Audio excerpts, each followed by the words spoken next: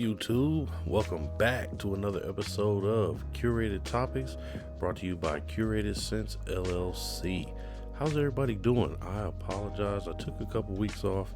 I was really busy the last couple of weeks. Had some things going on with my job where we were doing some field trips and things like that, exposure opportunities. And that, honestly, I kind of overestimated how much energy it was going to take.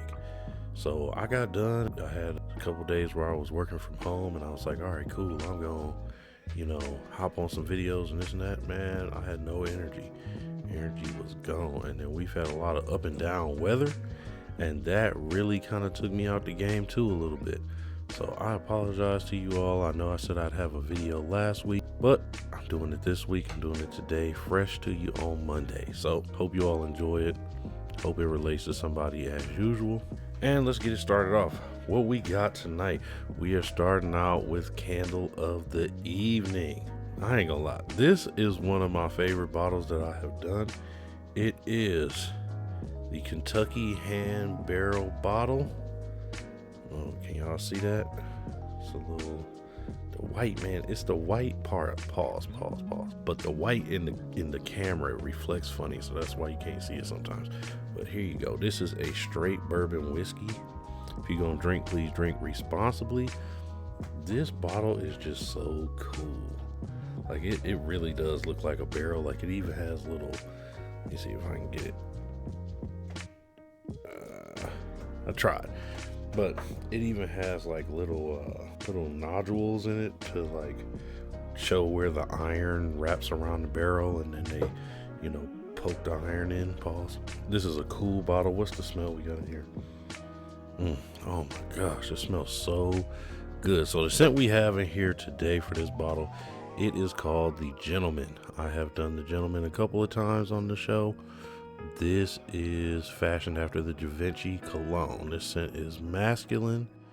It's a very masculine cologne scent, and it's very sophisticated with notes from woodsy florals, black vanilla, Japanese grapefruit, lemon, and peppercorn. This scent exudes confidence and elegance. Now, I know when you hear some of those ingredients together, you're like, huh?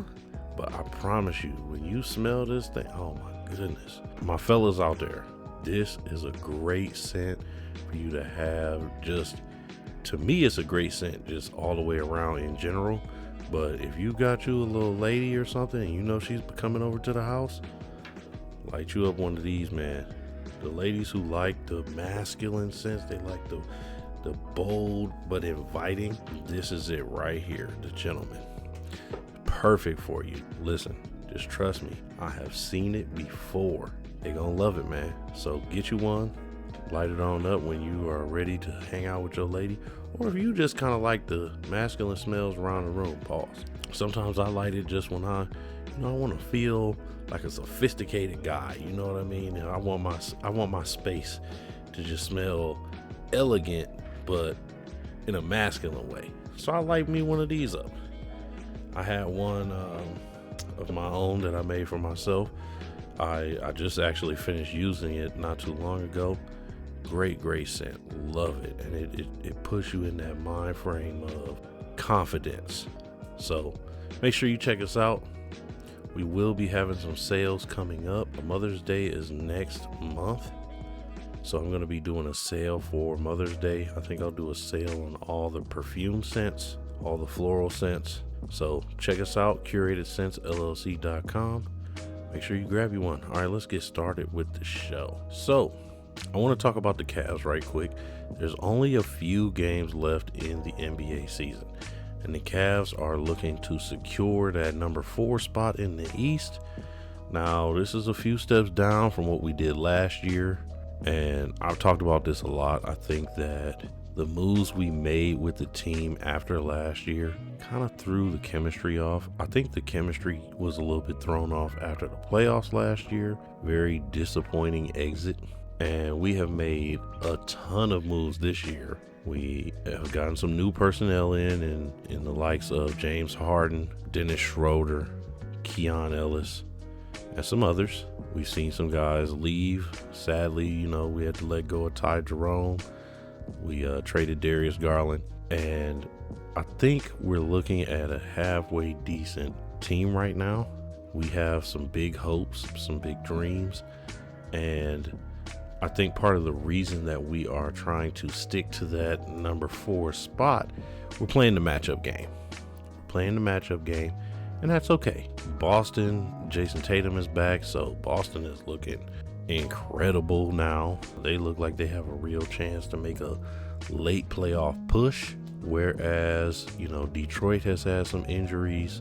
New York, I don't think they're going to do a whole lot. So we're trying to play the matchup game so we can secure that number 4 spot, get to the second round, and then hopefully we'll face Detroit or whoever wins that first round. That'll be our ticket to making it to the Eastern Conference Finals. So Cavs are looking to play the matchup game. We still have work to do if we are going to secure this number 4 spot. And what we have to do, we have to win the rest of our games. We face a couple of teams who have given us problems before, but I think that now that we've kind of, especially with the addition of our new guys, now we can kind of, settle in, win the games that we're supposed to win. But we have to dig in. We have to dig in, win these games, secure that number 4 spot, and then let that carry us in through the playoffs, give us a little bit of momentum. So I'm hoping that we can do well, hoping that we have our full complement of players.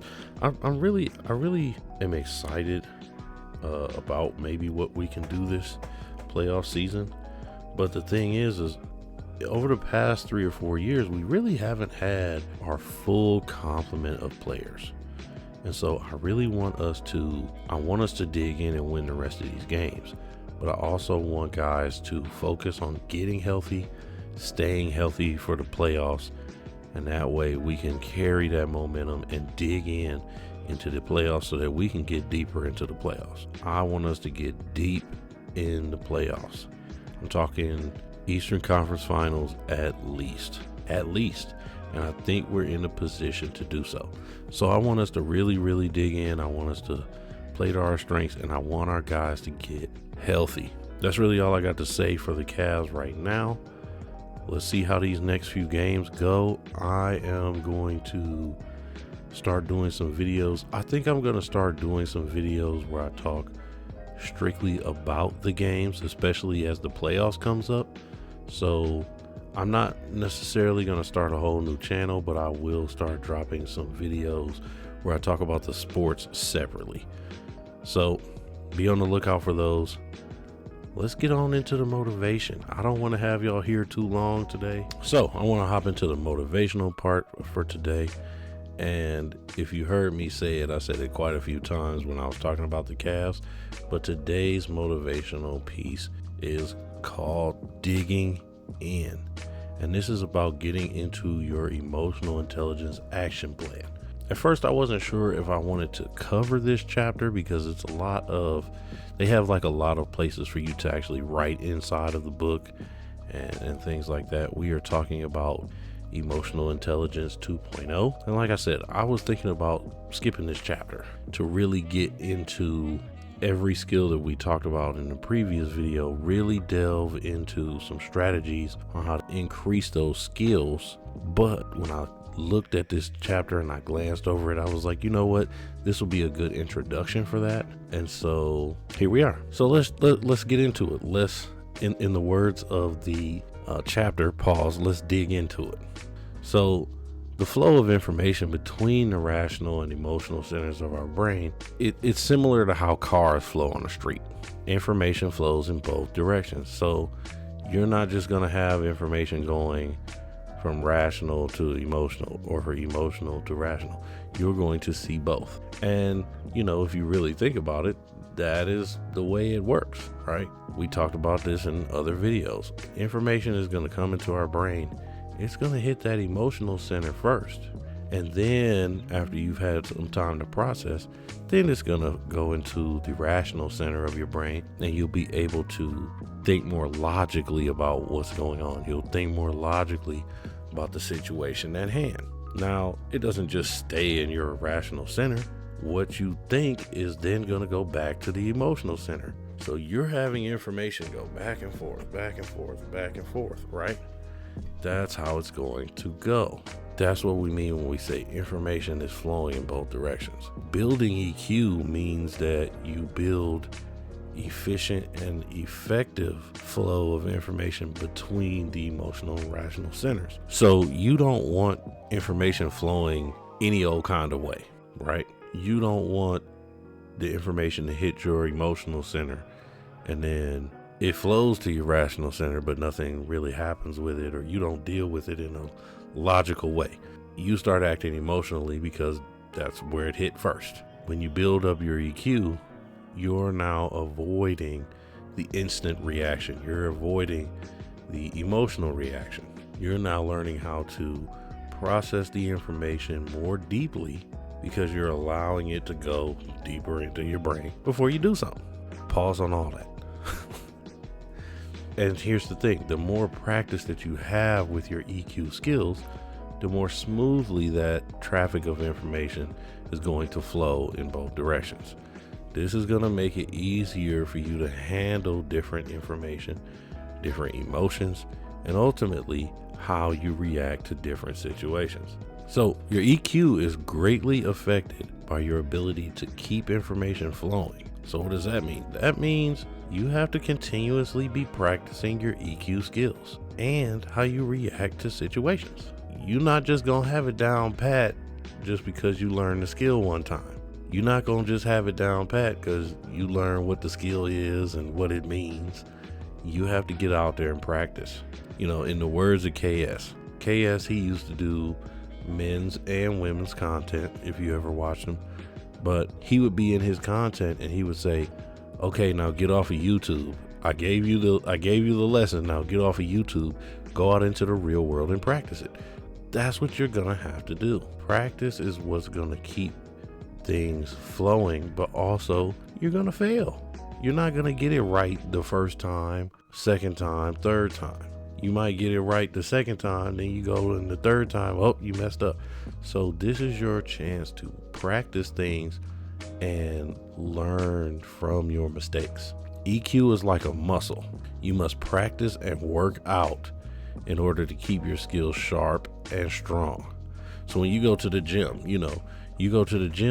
you might not have the same output every day when you're in the gym, but the fact that you're there, you're working the muscles, you're making yourself stronger, and you're keeping yourself sharp. So by practicing these skills, by working on them, you're keeping yourself sharp, you're growing, you're getting yourself to where you can be the best version of yourself. So the more you think about what you are feeling, how you react due to those feelings, and how you can create a positive and productive reaction, the more developed the pathways are going to become. And that equates to a word that we call plasticity in your brain. Now, what does plasticity mean? Plasticity describes your brain's ability to change and develop. Can you take in new information, use it, and allow it to change the way you think? When you do go to learn a new skill, are you able to change your habits, change your thinking, change your reactions, and develop, grow? So the more you work out your brain, the greater the ability for your brain to change. Working on building up your EQ skills builds more connections within your brain, which promotes development and adaptability. So that's the importance of practice. Let's take it back to the workout analogy. When you're in the gym and you're working out, you're tearing those muscle fibers, but you're doing so that when you go to recover, they build themselves back bigger and stronger. Same way with your brain. Your brain is actually going to make new connections similar to how your muscle fibers would grow after a workout. So your brain, you go and you work your brain out, you're going to be tired, but you're going to grow those connections. And by doing so, you're working your brain out and you're creating the change. If you're looking to be the best version of yourself, change is what you're looking for. That's the result that you want. You want to see things change. You want to see your habits change. You want to see your thoughts change. You want to see how you process your feelings change. And here's what you have to understand about change. Change is gradual. Change is gradual. It requires consistency, patience, and discipline for maximum results. I'm going to be doing a lot of workout analogies today, but much like lifting, things become easier as you have more practice and experience and as you build up a routine. So when I go to the gym, when I first got there, I was just kind of looking at machines. I'm like, okay, what am I comfortable with going and hopping on, pause. Okay, I can do a little bit of bench. I can do, I can grab some dumbbells. I didn't have a strict routine. Now when I go, all right, I know if I go, let's say I go today. If I go today, I'm going to work on arms. I know I'm doing 6 to 8 arm workouts. I know exactly what machines I'm using. I know exactly, how much weight. I know exactly the form. I know all those things, and I'm not really going to sway from them. That's me having a routine. That's me being disciplined. And because I'm going to do these things, I'm not just going to do one set. I'm going to do 4. I'm practicing so that the next time I go, okay, maybe I can put the weight up a little bit more. I didn't just start lifting heavy the first day I showed up. When I first got to the gym, I was not lifting nearly as much as I am now, but it took practice to get there. It took months upon months upon months for me to get to the point where, okay, I'm starting to see the change. I'm starting to feel the change, and now I can increase the weight. And it's going to be like that with working on your EQ skills.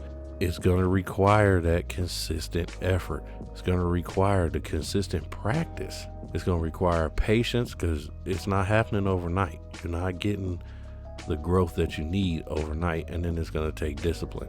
Can you make yourself a routine? Building those new connections and increasing your EQ is going to take time, and it's going to require a lot of effort on your part.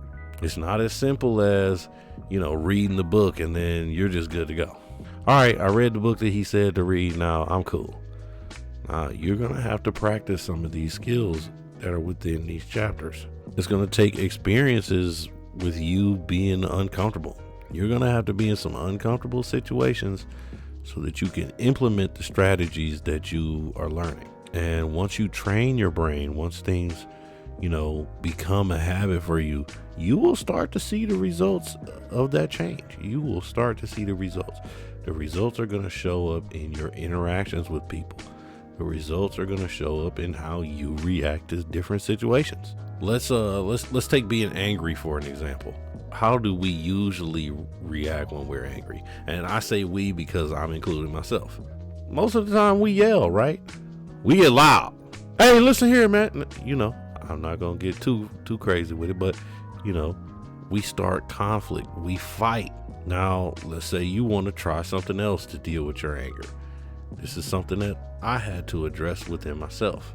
I'm not the angriest guy, but I do know when I get mad, sometimes yelling is the first thing. Because I'm like, no, you have to understand, I am angry. All 6'3", 6'4" on some days is angry. So, I'll yell, but that's not really my style. I'm more of I like to talk, I like to be social, but I'm a pretty quiet guy for the most part. So me yelling out of anger, nah, I'm cool. I wanted to learn some different strategies. So let's find something else.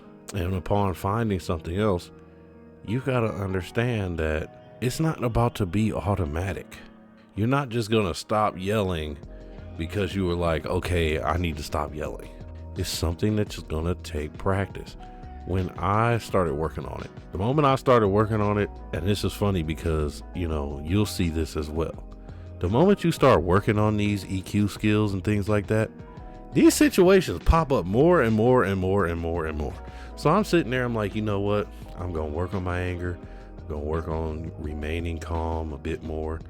And the moment I decided to do that, the test started. Like, people was getting on my last nerve.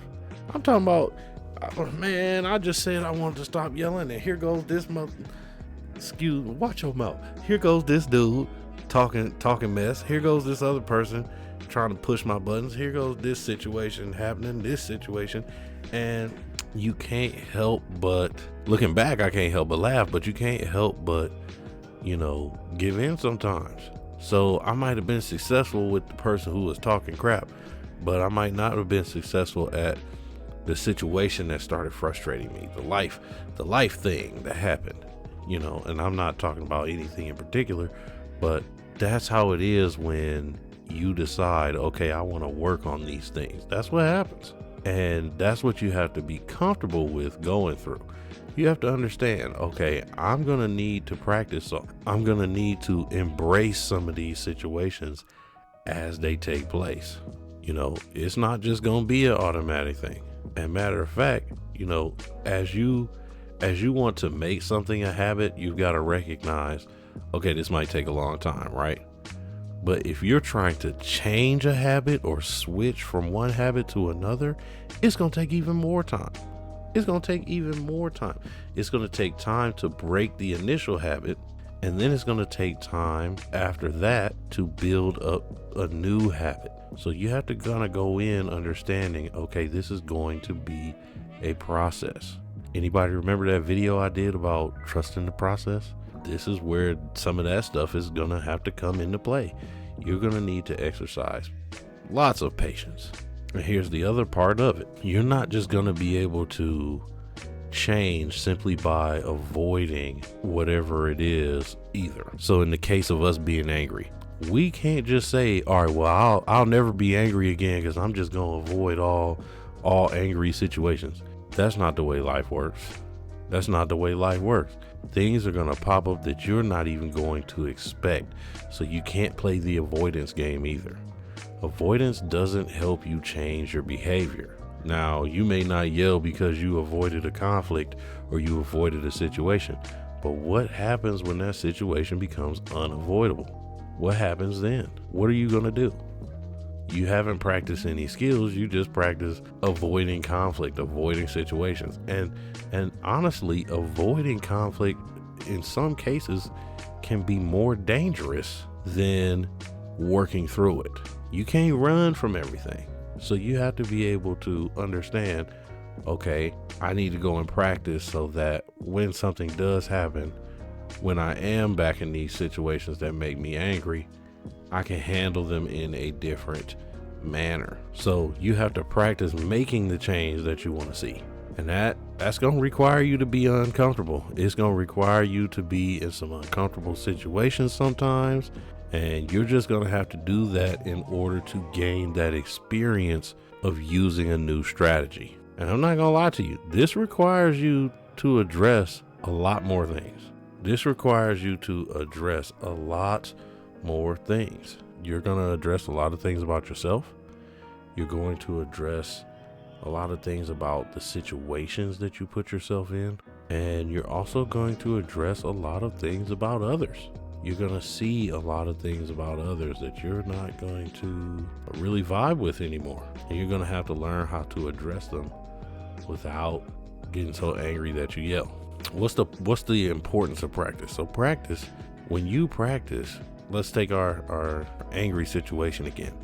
When you practice a different strategy and you get more experience using that strategy, the urge to yell becomes smaller and smaller and smaller to the point that it's no longer your norm.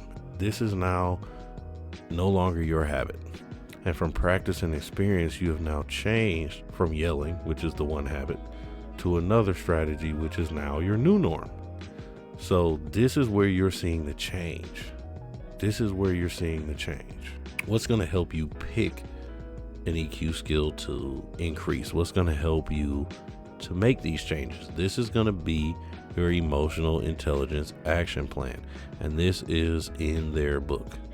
This is going to help you focus your efforts more effectively and efficiently as you explore and apply different EQ strategies.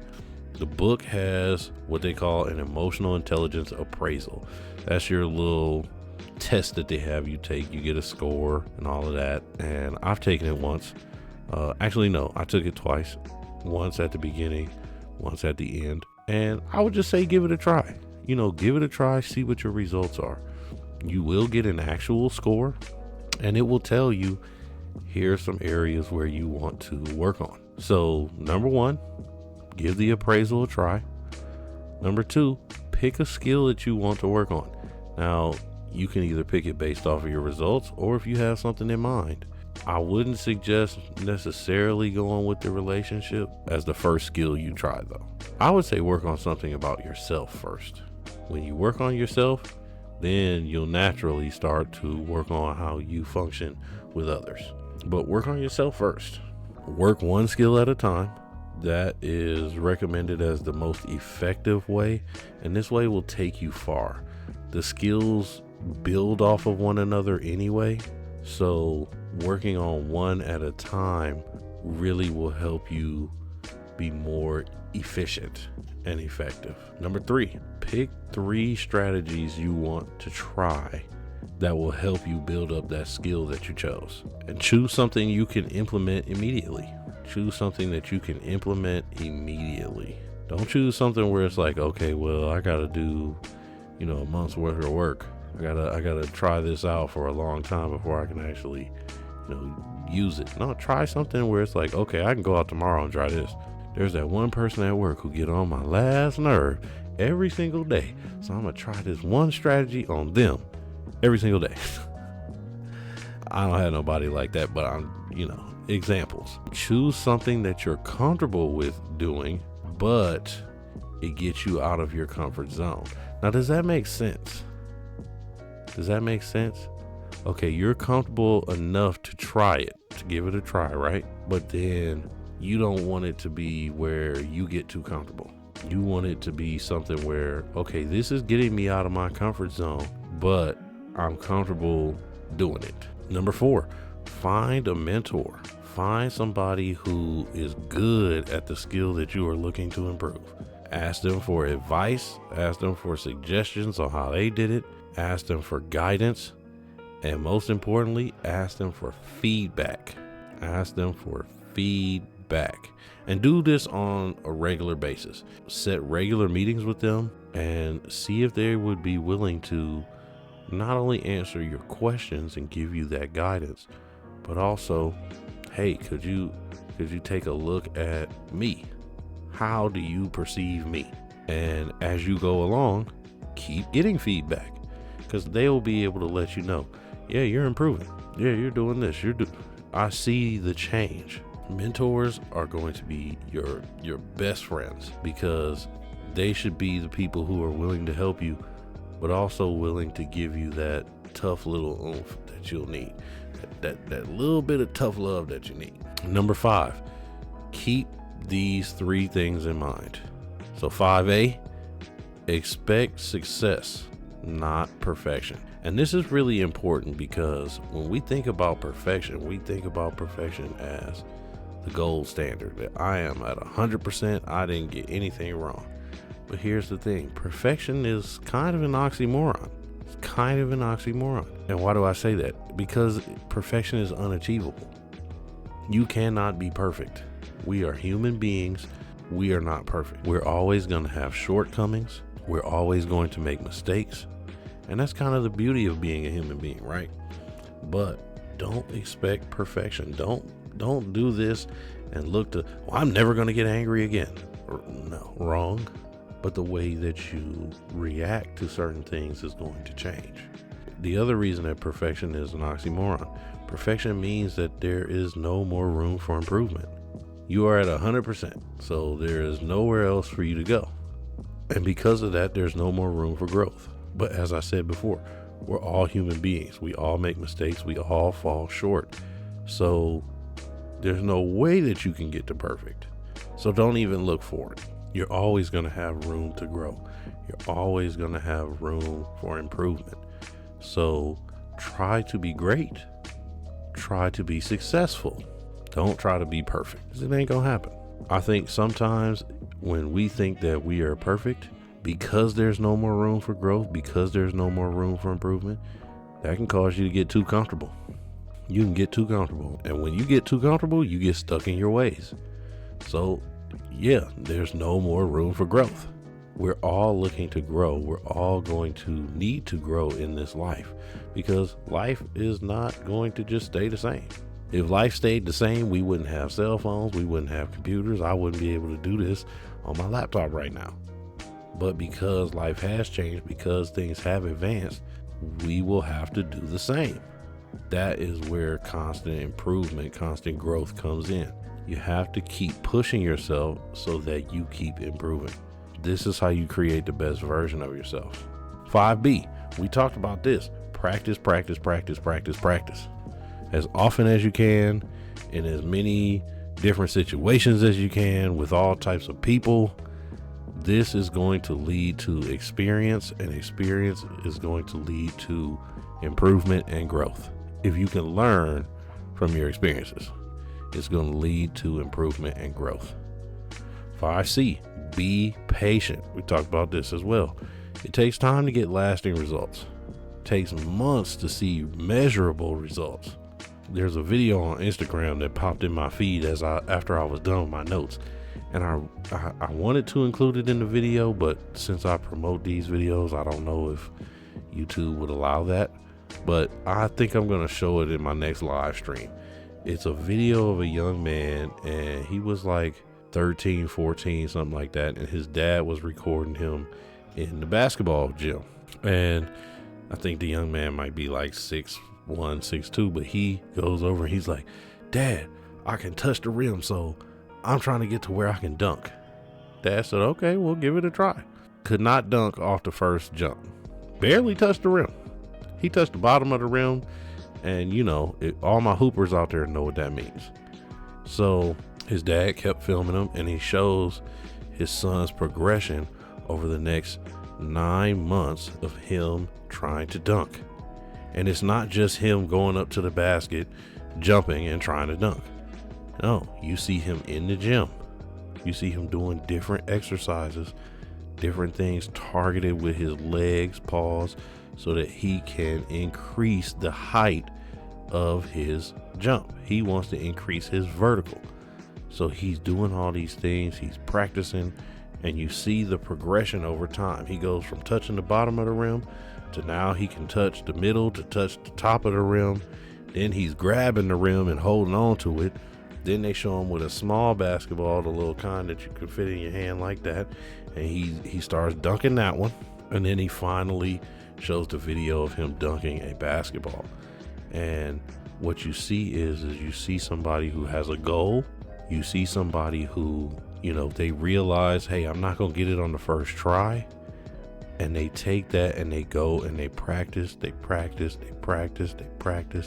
and they have patience because they see I'm getting a little bit better. And that leads me to number 6. Measure your progress. Measure it regularly. Take the appraisal again to see the changes in your score. As we saw with this young man, he sees the results, and because he's patient, because he keeps working, because he practices, he gets the result that he wants. He ends up dunking.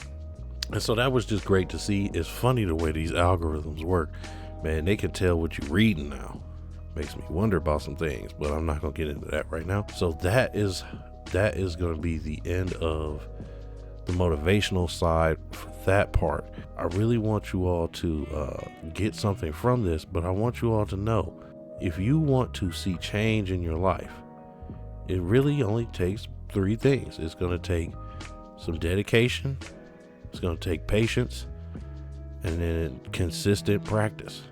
That's really all it is. And knowing those 3 things, really honing in on those 3 things, you will be able to see the progress that you're making. You'll start to see the change. That's what we want out of this. We want to see the change. We want to be the best version of ourselves. Now, I want to shift gears to talk about a topic that kind of came up over the weekend. I was out of town. I was with some friends, and I wasn't even directly talking about the topic at all, to be honest. They were talking, and I don't remember how it came up, but the topic of self-help books came up. And I'm not going to put my friends on blast, but I thought that their thoughts behind some self-help books was a little bit limited. I'll put it that way. I think it was a little bit limited. I think it was a little short-sighted and just kind of overall pessimistic. Now, once again, I'm not trying to talk about my friends in a negative way or anything like that.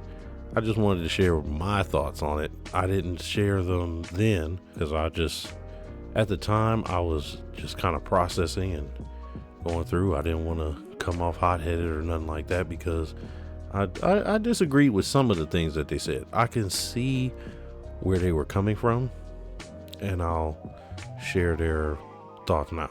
So a lot of their thoughts were, well, if people need self-help books, it's really teaching them how to be manipulative and borderline have issues. That's the nice way to put it. But borderline have issues. They're learning how to be manipulative to get the things that they want and things like that. And people should accept you for who you are. And, if you can't do that, then what are we doing? And like I said, I really think it's a little bit short-sighted because, if we had it all figured out, what would be the point of life? All right, yeah, people should accept us for who we are. But let's think about that. Would you accept yourself, who you were 5-10 years ago? Or has your life changed because you've gone through experiences, you've gone through, this thing called life. You've learned some things, you learned from your mistakes. You didn't just learn that on your own without having some guidance. You didn't just learn that on your own without having some ways to reflect, having some consequences. You didn't learn that just, oh, well, I know this because I'm me. No, that's not how you learned it. And so where self-help books come into play, they're for some of those people who may not have a mentor. They may not have somebody to give them the tough love. They may not have those types of things, or they just want to learn. This is an avenue of learning. And the purpose is to increase oneself so that they can be the best version of themselves and increase the skills needed to achieve whatever their desired result is. So yeah, some self-help books are teaching you how to get results that you want, but that's a lot of things that we learn. That's the reason we go to school. That's the reason we go to college. We want to learn how to be successful in our field of interest. That's the whole reason we do those things. So when it comes to self-help books, that's the whole reason that they are created. That's the whole reason that they are there. It is the purpose of sharing experiences, sharing knowledge, sharing game with other people so that they can get results too. You don't want to just gatekeep on information. Information is there to be shared. Not everybody is comfortable with sharing their vulnerabilities with other people. So a self-help book might be their way of learning more about themselves without them having to put it out in the public.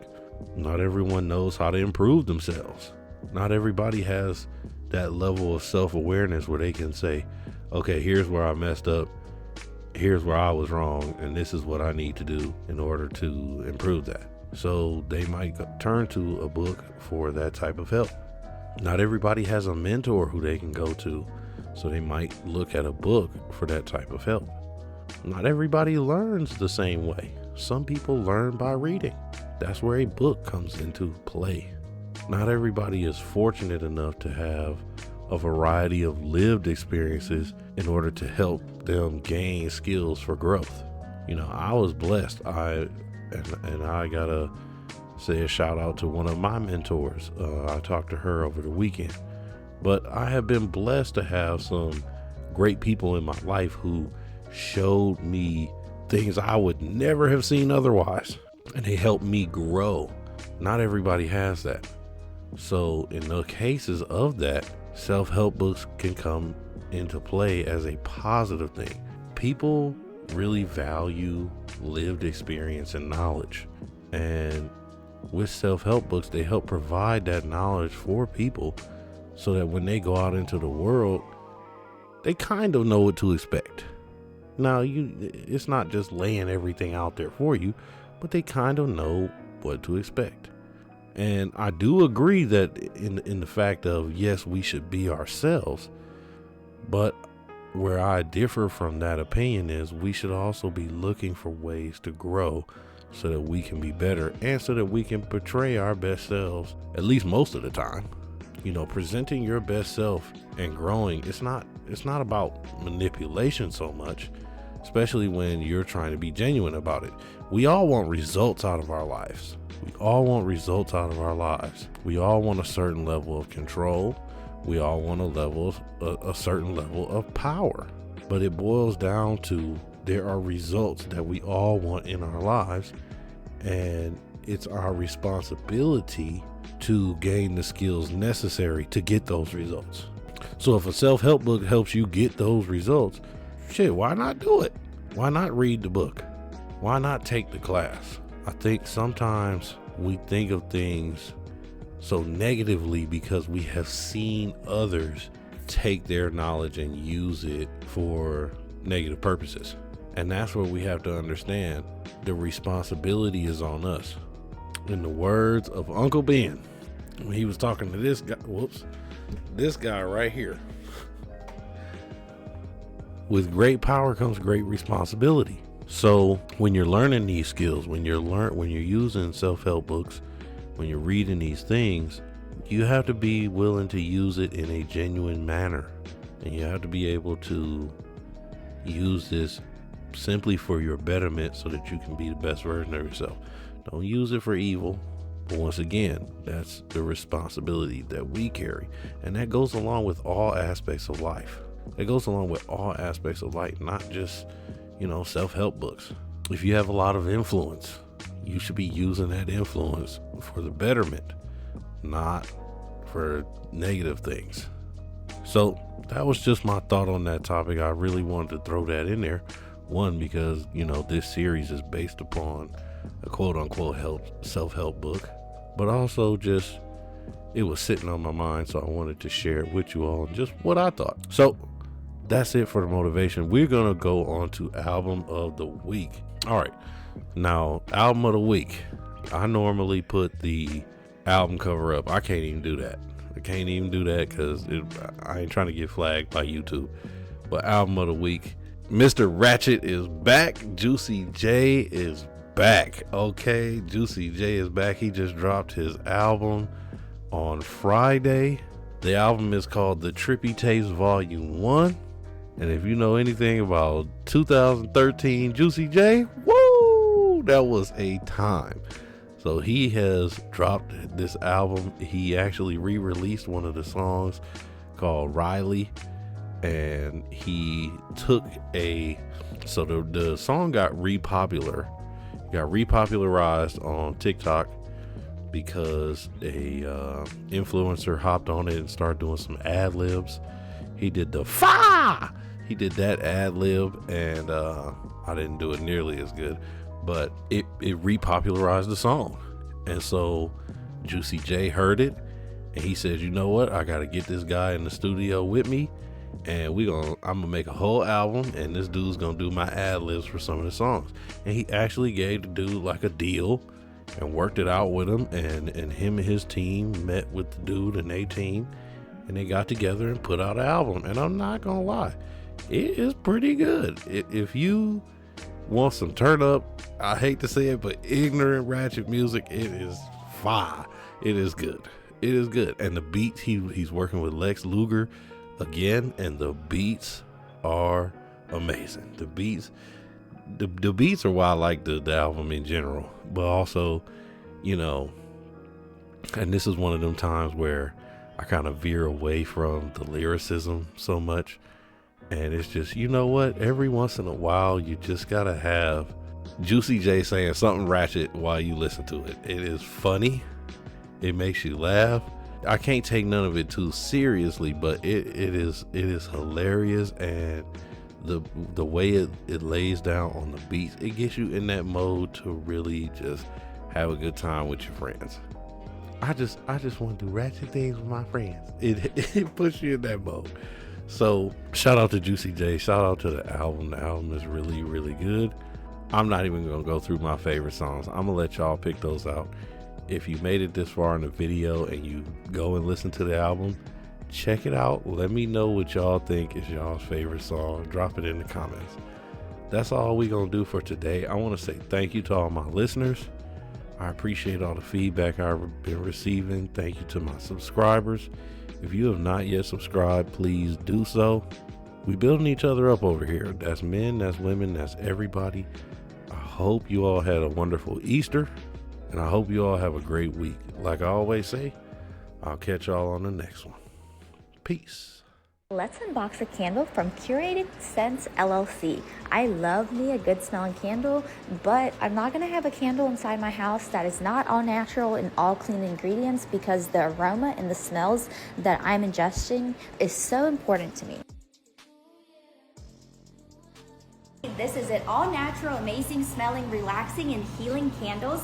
They are a Cleveland-based candle company, and they work with a licensed aromatherapist to create all natural, amazing smelling candles, which are specifically designed not to only fill our space with wonderful aromas, but also to promote relaxation throughout the olfactory system. They use recycled liquor and wine bottles as the vessel, and if that's not your thing, they also have other vessels as well. Make sure you give their page a follow, check them out. I am obsessed with how much of my space. I'll go ahead and show you the area where I put it. I put it in this area, and it made it smell in the whole entire house. So here's my living room, and I put it in here, and you can smell it literally all the way in my kitchen. They have the coolest designs, so this is an amazing gift idea, especially for those friends that have their specific drinks that they love to go to. Make sure you give them a follow and save this video to reference later.